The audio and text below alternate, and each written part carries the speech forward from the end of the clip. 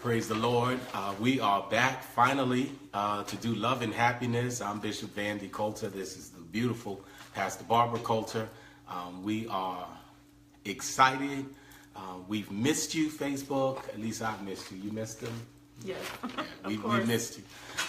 It was a supremely busy last few weeks, and we're excited to be back. So we want you to take the time and let your friends and family know Love and Happiness is back on Facebook Live. I know we have to gain some traction again. We were just really getting rolling, but what we're talking about is still some exciting stuff. We're absolutely sure it's going to bless you. We want everyone in the Facebook land to be able to, this is saying, if I want to know who's watching, swipe to left to see the viewers. Oh, that's pretty cool. A new feature on Facebook Live. So do us a favor, and before we even get started talking about what I think we think is really going to be a tremendous key to having love and happiness, and that's talking about how there are no perfect people. There are no perfect people in a relationship. You just won't find anybody who's perfect. There is none. No, not one. Jesus. That's right. Yeah, and unless your last name is Christ, right. You ain't perfect either. So we are going to talk about how when the imperfections of our humanity in a relationship, just how they affect each other, and ultimately a lot of relationships do not survive the human side of love. Mostly it's because we drop each other emotionally, and there just isn't enough forgiveness to help each other through these tough times. So we're going to be talking about, because nobody is perfect at all times, you will say or do something at some point, or who you love will say or do something at some point that you have to choose. And we talk about this from, again, the book Love and Happiness. We're going to talk about the chapter, the door of offense or the door of forgiveness. Which door do you choose? Because forgiveness is a choice, and being offended is a choice. Most of us think it's a reaction, but it's really a decision. You decided to let something someone says affect you a certain way. And as a result, there are a lot of us who are walking around in the spirit of offense. We've been offended because someone that we love disappointed us, hurt us, betrayed our trust, did something that, we didn't sign on for when we said, I do, or I like you, or, let's be together. And as a result, most people they spend way too much effort in finding love instead of developing a relationship.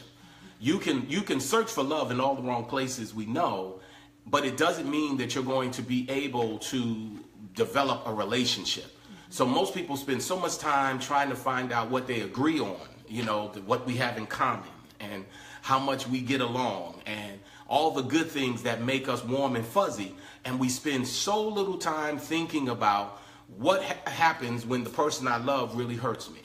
What happens if the person I love really disappoints me? What happens when I love the individual, but they're really just not making me feel that they care the way I care, and then as a result they get offended. So, but before we get started, because I want to follow the instruction, please be sure to share the page on the lower left of your screen. If you'll be kind enough to share it, so that way others can see this as we get ready to talk about it, because I'm sure that there are a lot of people, Christian and non-Christian, who are interested in letting go of some offense. Right. Because when we have these hurts, we carry them into the next relationship and the next relationship and so on. And a lot of times, we think we're okay.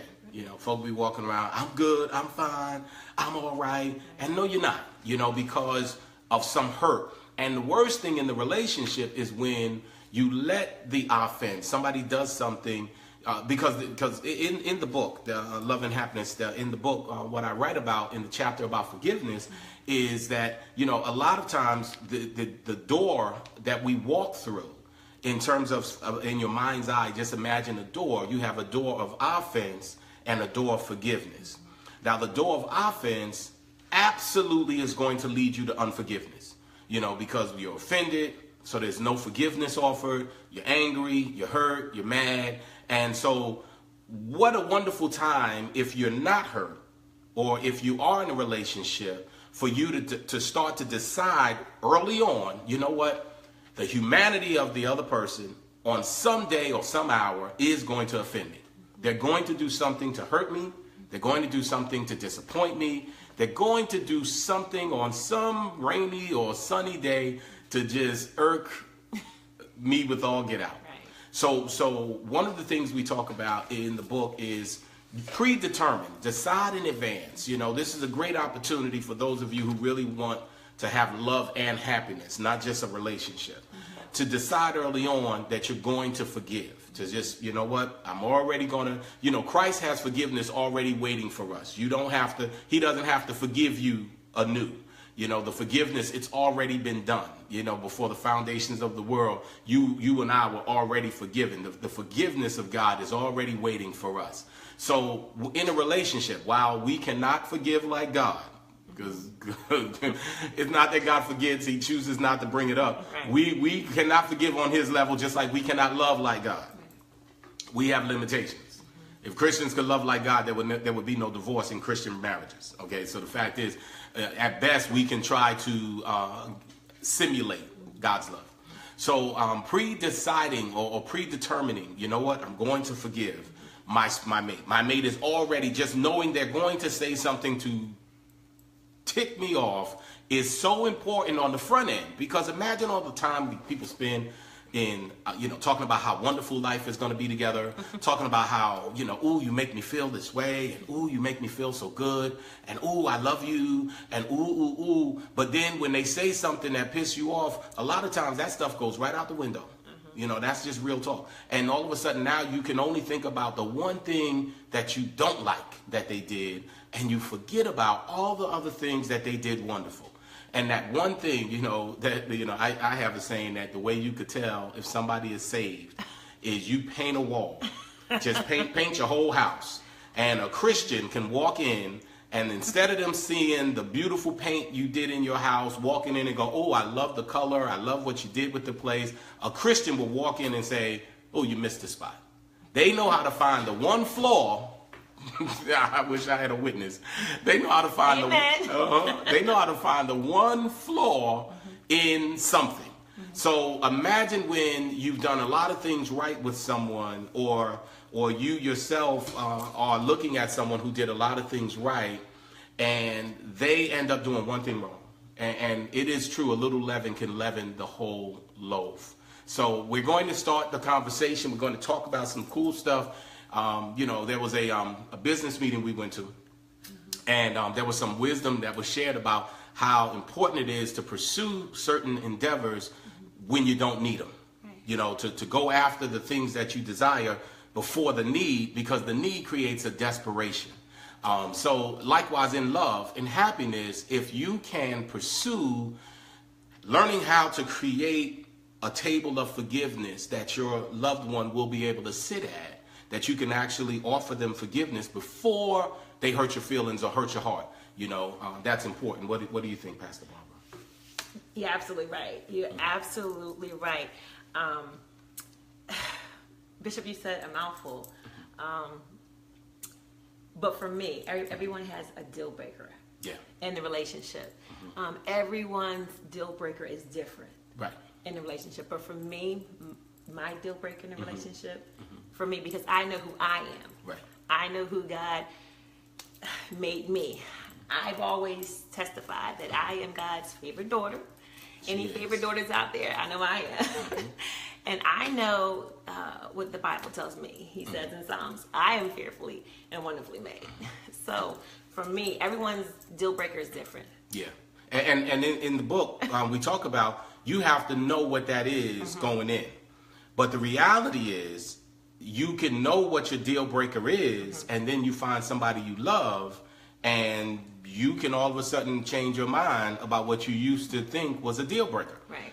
So for example, in a relationship, the obvious is the other person cheating. When someone cheats on the loved person, a lot of times people go in a relationship saying, if you cheat on me, it's a deal breaker. But the reality is, there are a lot of couples that have found a way to be in love and happy again after. Amen. Amen. After the cheating. Right. Yeah. Right. And then there's other couples who cannot find a way back to each other and have love and happiness again because of the infidelity. And then you can swap cheating out for anything. For anything. Because somebody else can say, well, I love you, but just don't hit me. And someone else has survived that kind of, situation in the relationship. Right. What makes one relationship successful and another relationship fail is usually we're separating dysfunction for a minute. Because some folk are just dysfunctional. Right. Okay? Every Friday they beating each other. Crazy. Yeah, stabbing each other, with forks in the throat. Over that's different. That's not what I'm talking about. Right. I'm speaking to the general, rational person who's trying to have a quality relationship. Right. Not the person who already decided I'm getting drunk on Thursday, I'm running the street on Friday, not that stuff. But when somebody has what makes the difference between somebody who's able to find a way back to happiness, not just put up with each other because of the kids or anything, but finding their way back to happiness after great offense has occurred, is usually they decide which door they go through. One is do I choose to go through the door of offense or do I choose to forgive? The door of forgiveness. And in the book, what I explained is the door to forgiveness is a very skinny door. You ever been in one of them places, somebody has, maybe it's a closet or whatever, and it's a very, very narrow door. It's not like a wide door. That's what the door to forgiveness is, meaning it's not a door that's easily walked through. You have to purpose to get through that door of forgiveness. But the door of offense is like double wide, big doors where you can just be offended anytime. It's easy to turn around and just walk right through the door of offense in a relationship because the person who knows you, they know your weak spots, right. So they got that kung fu skill that, you ever see them karate movies where they be like the flying touch on the shoulder, make your heart explode, touch, they just pat, and then the person just heart explode. They know where to touch you to really offend you. And sometimes when the other person is not in the mood to care about how you feel, they'll say stuff to hurt you. And if you choose to go through that big door of offense, you just need to know what's on the other side. And it's no good thing on the other side. There's no happiness. There's no love. So think about this. What do you rather have in your life? Would you rather have love and happiness, or would you have a room full of resentment, anger, frustration? Because there's nothing more frustrating to me, Pastor, than when you are in love with somebody that you are in strife with. Right. You understand what I'm saying? Because we've had our seasons where we had to navigate strife and circumstances, and we're still working through a lot of the same kind of healthy concepts and exercise to prevent the marriage from getting clouded with unforgiveness. We'll pull up the book and go, okay, that we wrote. Yeah. So what I'm looking at is think about the two rooms. Think about your decision on the front end. You say, you know what? If I love the person and if I forgive the person, then that room on the other side of that narrow door, there's a sweet thing in that room. It's a love seat. I remember we was looking for a love seat for our theater room, and all the love seat, the movie theater, most of them, they had the arm thing in the middle, where you could put your soda and you could lean on. And I kept saying, I don't want one with this arm thing. I really want a love seat that just doesn't have nothing between us. So when we're watching the movie, we could sit there and cuddle with the same. That he never sits in. Yeah, I sit there when she's upstairs. She just don't watch movies like I do. That's my outlet. So, but we finally found one that had nothing in between, And she wasn't really seeing what the point was, but I'm like, girl, look, when we watching the movie, you know, even movie theaters figured it out. They got the thing that arms come up now, you know. So you got to kind of, in my mind, look at your forgiveness room like, you know what? I want it to be a place where there's a love seat, not two chairs on the opposite, and you sitting there mad at each other. But the room of unforgiveness, man, that's an ugly room. Yeah. You know, you got chairs in there that look like them old dirty, you know, underneath the rug, you lift the rug, it's nothing but resentment, and you can remember every time they did something wrong. You know, who wants to live thinking about all of the frustration and the hurt that someone else who you love, without them necessarily being malicious, has made you feel, you know? And a lot of times it's because we don't want to make people understand that we can forgive.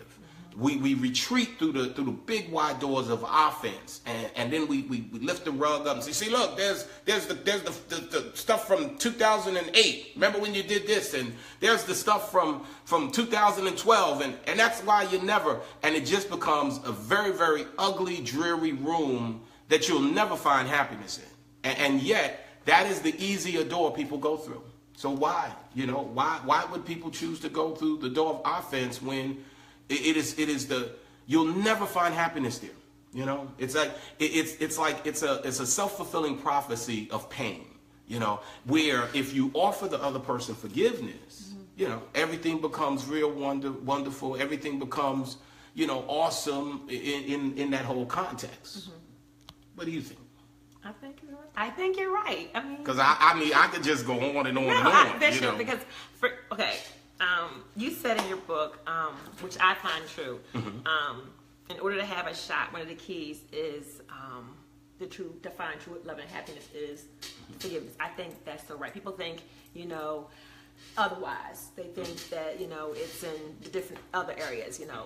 I think it's forgiveness, because I know in order for anything to happen, you have to forgive.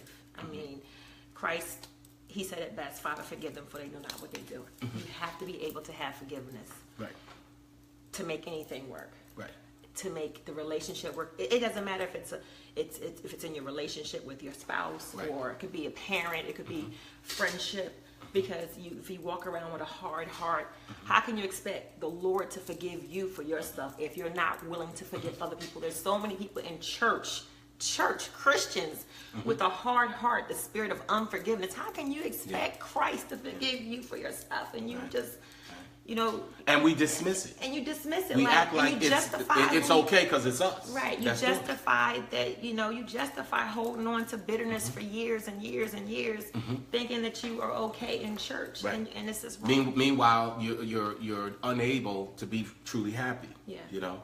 And when I talk about that key being the ability to forgive, what I'm really trying to say is, well, first of all, let's go backwards, because when I talked about, you got to already kind of decide the humanity is, you know, don't give me that theoretical I could forgive anything stuff, because that's just not true. You know, if you say that, I can give you 10 possible things that you will find unforgivable. Well, what if they set your child on fire? No, I'm just kidding. but what I'm saying is well, I'll say it in a second. What did you have in your heart? Well, yeah, it's in terms of relationship. Yeah, there relationship. Deal breakers in the relationship. We established that. Right. No. What I wanted to do for those of you watching is I wanted to know whether you decided what your deal breaker in a relationship is. Different. Okay. Yeah. Because I would love for you, because we usually, just be real with yourself. If you say, you know what, if the person beat me, if the person put their hands on me, if the person doesn't love my kids, if you're a single parent and you meet someone and you're like, no, I can't get past that. They need to take me and my whole family. What is your deal breaker? Put something up there that is your deal breaker. Now, I'm being encouraged to tell you all to make sure, again, and I said this earlier, but I'll say it again, please hit share. We want to definitely make sure that as many people as possible get an opportunity to develop how to widen that door so that they can find real happiness in their life. But what's your deal breaker? I'd love to hear from y'all in Facebook Live land that you would just be able to just say, hey, my deal breaker is, okay? Because that's an important part of forgiveness. Okay, what were you going to say? Well, For me, I can't speak for all women, and I wouldn't want to do that. But for me, I told my husband when we were dating, when I was interviewing him, 18 years ago, I was interviewing him. Yeah. My deal breaker was infidelity. Because I understand Psalms tells me that I'm fearfully and wonderfully made. So all of this goodness, greatness that God created, I'm not sharing. I'll share him pulpit. He can preach the gospel wide, but I'm not sharing. I can't do that. I just, infidelity is a deal breaker. So no I could beat her. It's not a mistake. I could beat her. The devil's a liar. The devil's a liar. No. Absolutely not. I could set the kids on fire, and we'll make it. I could mess her credit up, and I don't know, finance, somebody else's life, and we'll be okay, But I just better stay away from them other women. That's all, No, I'm just teasing. The devil's a liar. But I do think that everybody needs to know their deal breaker. And whatever your deal breaker is, it's real important. I think it's very, very important, because that way, if you're really going to take this wisely, at some point you're going to have to, whatever your deal breaker is, you're going to have to really examine where that's coming from. Right. You're going to have to examine, what that's rooted in. Because while Christ doesn't have any parts that he doesn't offer forgiveness, he does make it clear there is one unforgivable sin in the Bible, and that's blasphemy.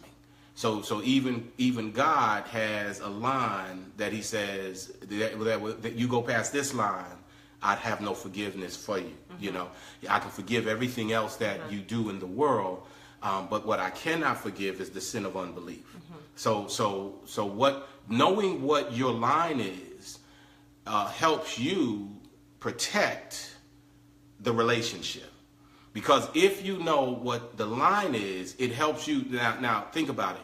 If someone says, and I'll just use the concept of adultery. If someone says the only thing I can't forgive is adultery, then that also should drive their behavior to be the kind of person to make sure they're never guilty of trying to push the person away. You know what I mean? That they're doing everything they can. Now, ultimately, my response is my responsibility. But she also bears in a relationship some consideration to consider me, and not to put me in that kind of position that I become where I just don't feel love from her. Some of you know what I'm talking about. You're with someone and you really don't feel the love. You're like, what are we here? What are we doing together? So her ability to pursue the love and keep loving me is a really big help, because she knows what's important to her, and I'm not telling you on mine, because I just ain't. Mine's is more complicated.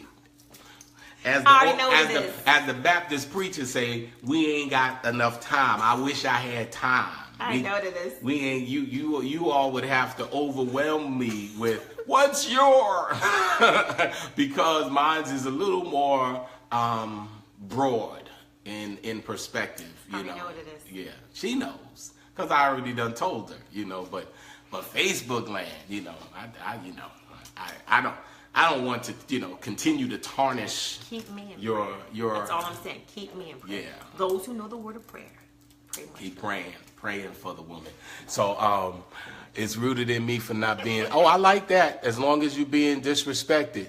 All right, I like that. As long as somebody is making sure that you are respected, and someone else's deal breaker is not spending enough time. So time. Which really what Sister Tony is saying is that it's really about making sure that she feels your love. That, you can't love her without spending time with her. And I really think that's a truth that a lot of us feel. And I think that if we don't take the time to let the person know, from the beginning, hey, this is where I end up feeling differently about the relationship. I feel like if you don't get me to feel this, you run the risk of me just going into a place that's full of resentment, frustration, because, I'll use the time consideration. If someone feels like, that if you don't spend enough time and I go through the door of offense, then every time you talk about how you spent time with someone else, it just makes me more offended. I'm sitting there like, really? So you had time for them? I had to overcome that, y'all. Yeah, being married to the bishop, well, the pastor at the time. Yeah. Mm-hmm. Yeah. She was. They say the church is the mistress, so That was hard too, y'all. Yeah, Lord Jesus. That was a tough season on your boy. All the pastors could feel me, I'm sitting there counseling with somebody who's in tears and their life jacked up, and I picked the phone up in early years, and I'm like, hello, when you coming home? Can't kind of talk right now. What? Like, come on home. What, you with them church folk? Yes, I'm with the. Because you gotta understand, when I married my husband, many years ago, he wasn't a pastor. Right. So she got swept up, and then she had to grow into that. And that was a lot of times. We both were licensed. To be honest, ministers. Yeah, but that's not pastoring. No, it's just a different animal. And using our life for an example, during that time, my not giving her enough time, she had to forgive. I did. Because there was a lot of offense that occurred because Amen. she literally was the person feeling like, well, you got time for everybody You're married else. to the church. And then when I come home and I just want to detox, be quiet, and she's like, yeah, but you're picking the phone up if these church people call. And then Kingdom Covenant, we love you. But you need to understand, we got a real life. And in real life, you want to spend time with your wife. She wants to spend time with your husband. Birthdays, missing school plays. I'm like, why do I feel like a single parent and I'm married? Right. What's that about? And I had to work on kids' birthdays, recitals, and school dances. I'm by myself, and it was a lot to overcome. So I had to learn to forgive. Thank you, Jesus. Does it look like forgiveness has been provided? It really does. I'm so forgiven. I can feel my forgiveness all the time. But I also had to change some things. No, you did. I had to own that, But it's also in her continuing to just say, hey, this is disturbing me. Right. And she would go into the door of offense, but she just didn't stay in the room. No. And then I would explain, well, you know what? I put myself out. And because she did have a call on her life, she can at least kind of receive that. Right. Now, this would have been a lot different if she didn't, have a real understanding about ministry, because, the pastors who are watching can certainly attest that unless you pastor, you just don't understand what it's like. Right. Because when you have a shepherd's heart, you really just care for God's people, and you want, and it doesn't mean you don't care for your family, but you just assume my family's here, they're good, I got to take care of these others. They understand. Yeah. And it wasn't fair. Those early years was not fair, to be honest, if I'm going to own that. And I do. It was not fair to her or to the family because I was so driven. And then I found the balance, I believe. You did. I believe I found a healthy balance to be there for years for the people without having to take away from my family. Right. So all I'm saying, because I know we're kind of running low on time, I really want to try to keep us to the points that we cover, so we can really build a healthy library that you can even go back and watch when you get confronted with some challenges and some things. And I'm praying that this is something that is of interest, that, it's almost like, working on your will while you're still alive. You plan to live, but in the event of death, or in the event of a need to forgive, that you can kind of come back and think about the fact that, do I really want a life that's decorated with all kind of miserable things like resentment and just disappointment, or do I really want to let it go? Because that's what forgiveness in the Bible translates to, let it go. So you don't get to hold on and say, I can forgive, but I can't forget. That means you didn't let it go. Letting it go means I'm going to let it go. That means it doesn't get to come up every third Sunday or every third Thursday. That the real solution in forgiving your loved one, the one you love, is to let go whatever they disappointed you in. And if you find yourself keep going back, it's like you ever pray about something, put it on the altar, go home, and then you start worrying again or stressing again. Or you're aggravated again. That means you never left it at the altar. That's right. You put it on the altar, and then when you walked away, you literally carried it back home with you. Right. But those of you who know what it's like to leave it in God's hands, and you decide to put it on the altar and say, you know what, God, I'm leaving it with you. You discover a different level of peace. Right. Am I right about it, Facebook land? Amen. Where you discover, you know what, in this area, I left it in God's hands, and I have a peace in that thing that allows me to feel like God's got it. And that's what a real forgiving relationship looks like. I have to let it go, knowing that the person may never change. You know, there is no guarantee that if someone's whatever it is, you know, let's say that when they get angry, you know, they use harsh words. Mm-hmm. I know Christians don't curse, but let's say they curse at you. And you being so sanctified, you feel like, how dare you curse at me? You know, I don't mind you expressing yourself, but don't curse at me. Well, let's say that person before Christ was cussing more than Peter. And this is just how they still have not evolved in this area. Because you know you can be good in a bunch of areas and lousy in others. Everybody, all of us. Nobody is above in that regard. You don't have it going on in every area. So if you decide to let it go, what I'm saying is not give up to ask the person to improve, but what I'm saying is to at least make it clear to yourself that, you know what, when they hurt me, I can't hold on to this one thing when they got 90 other good things. If they got 90 other good things, because you're not going to find a perfect person. No. You're just not. And the trick the enemy will make you feel is the grass is greener on the other side. Right. And the key thing is you'd be better off fertilizing the lawn you have. Do I have a witness? You'll be better off working with what you got if it's what you want. Okay? You know, because you want to have this in your mind for your relationship, because you will never know what you're working with a person until y'all disagree.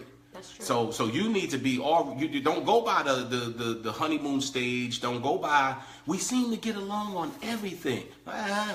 Just keep living. You're going to discover you all don't agree on everything. Right. And when you discover that's when you need to kick into the second gear to make sure you can create a stable, strong relationship that is relevant. Does that make sense? If you're feeling what I'm saying, hit me with a thumbs up. Let your boy know that you kind of feeling the point, that you have to be ready to say, hey, you know what? I know you're not going to be perfect, but I also know that if I hold this unforgiveness, we are going to have an ugly relationship, because every time you turn around, something ugly is going to happen. Before we let them go, because I didn't want to get into any of your questions, do us a favor again. Thank you for the thumbs up and the love. Share this, okay? We'll come back to more fun topics and more things that, you know, we can joke and have fun with. You know, forgiveness ain't kind of, you know, one of them things. Somebody in the hospital because they beat up by their spouse, you come in there, man, let me make you laugh. It kind of ain't the time. You know, it ain't the time if it's really a sober topic, but it's an important one. It is. It's important because you can't find love and happiness without understanding that every time somebody says something to you, even if it's on the job, in life, no matter where you are, you have two doors: the door of forgiveness or the door of offense. You know, when I'm driving, I used to be an aggressive, shut up. People who know me, I'm not that aggressive anymore, but I used to be super aggressive as a driver. Once I calmed down and matured, now when I drive, if someone driving next to me gets mad and flip me the finger or something, the old me would say, now we got a problem. And now I want to drive aggressive and I want to make them feel like I'm going to hit them. And, I just was such a Philistine. And the new me chose, now when they flip the finger, I go through the door of forgiveness, because they don't know me. They're not flipping me the finger. They're just mad at whatever is going on. So I literally, Father, forgive them. They don't know what they're doing. And I let them live. I let them go by. I'm no longer road raging like I used to years ago. Mm-hmm. And some of you watching need to use that practice as well, to just let it go. Let it go. That's what forgiveness is. Mm-hmm. Something happens, instead of being offended and you walking around, driving around, now you're all tight and tense. Let it go. Let it go. That's what forgiveness is. And in the relationship, whatever you're holding on even today, that someone has said or done that hurts you with, let it go. Somebody say, let it go. Let it go. Let it go. You'll be happier. You'll feel better. You'll be better. So we pray that you enjoyed the conversation. Certainly let us know, because we want to have real relationship talk. And real relationship talk includes dealing with some real issues sometime. So we are going to do specific shows about real issues in relationships, like abuse, like the things that need forgiveness over the time that we take over this, Facebook Live type of stuff. But we want to hear from you. We want to know this is okay, because you get to drive the conversation with us. If real relationship talk was working, there we go. If you want to have, a little more levity, where we're not, taking it into the real dark areas to shine light in there, because I think it'd be really cool if we even start trying to connect with other couples that are having those issues and whatever those areas that they're struggling with, who's willing to say, hey, I'm willing to talk about it, live type of thing, and not get into a fist fight on Facebook Live or something crazy. I think that's something we can look at as well. What are you thinking? If they give us the questions, if they give us feedback, we definitely need them to give us some feedback, some questions. So email us. Yeah.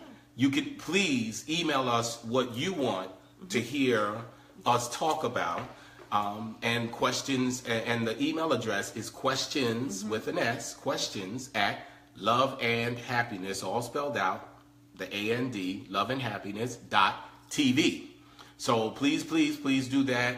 Now we can kind of turn our attention back to getting a lot of the things we talked about prepared on the loveandhappiness.tv website, where we can put a lot of good relationship stuff there.